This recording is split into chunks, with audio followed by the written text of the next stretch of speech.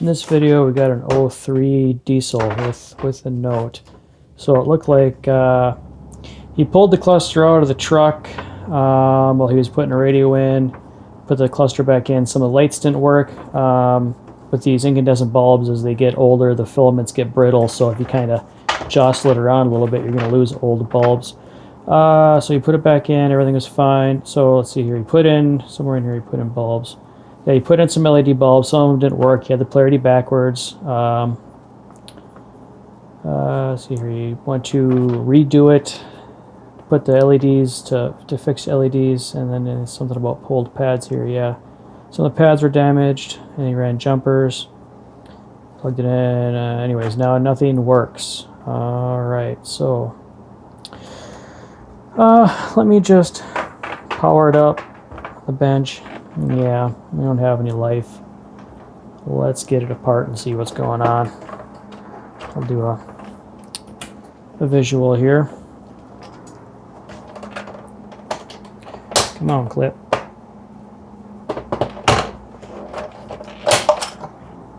Broken clips. Come on, people. I should make a video on how to remove lenses. People love to... You know what? There's a video on YouTube right now that shows to open this, you have to start at the bottom, which is wrong, and that's what breaks clips. You start at the top. Jesus Christ. Anyways, enough of the rant. Okay, so let's... yeah, that's not even... He must have just kind of eyeballed it there. They're not even close to being right. But that's okay, because it's going to come apart anyways. Alright.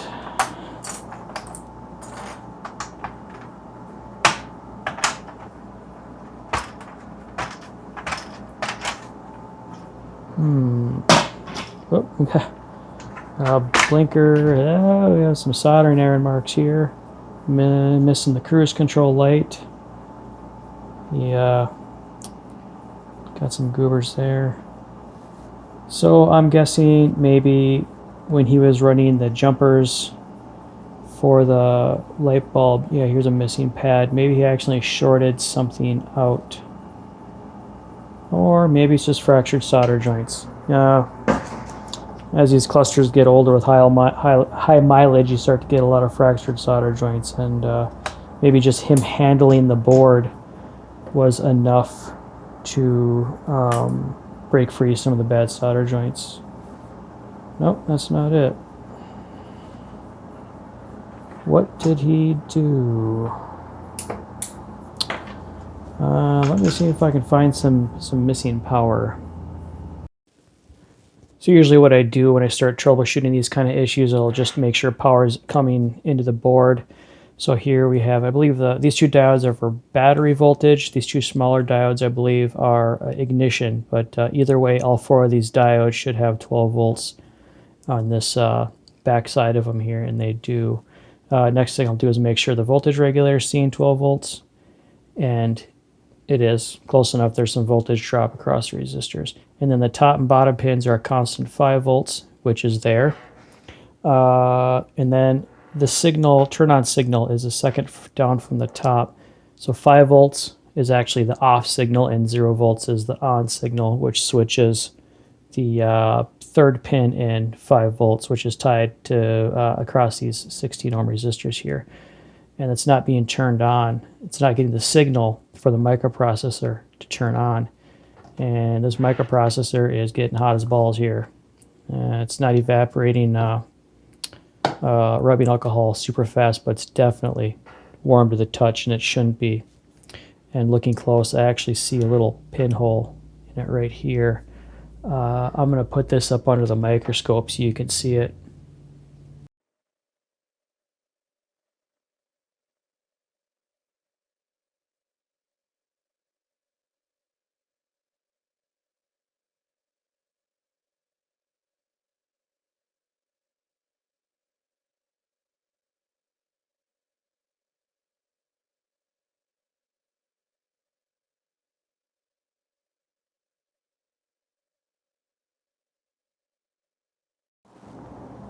Well, I'm sorry to the owner of this cluster, but I do not have any donor microprocessors. So the best option in this case is either a new board a new cluster or a donor board that still has a healthy microprocessor. Now, there's one other thing I wanted to point out before I wrap this video up. In here he said, when he was trying to fix the LED issue, he said, rather than putting it all back together, I just plug the board into the harness and turn the key on.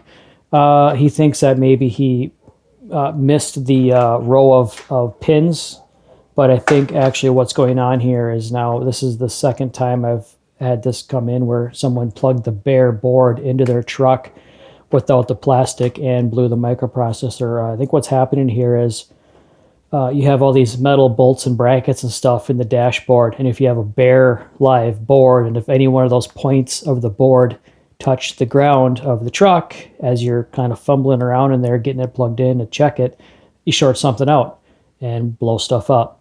So you have to be super careful if you're plugging your bare board back into your truck. Every piece of metal and bolt and bracket is grounded, and the board is going to be live, so you're going to short things out and blow things up. Well, in the time it took me to film and edit the last videos, a third cluster was just sent into me with a hole in the processor. And it was the same case again. I don't know if we'll be able to see in this camera. I'll switch over to the microscope.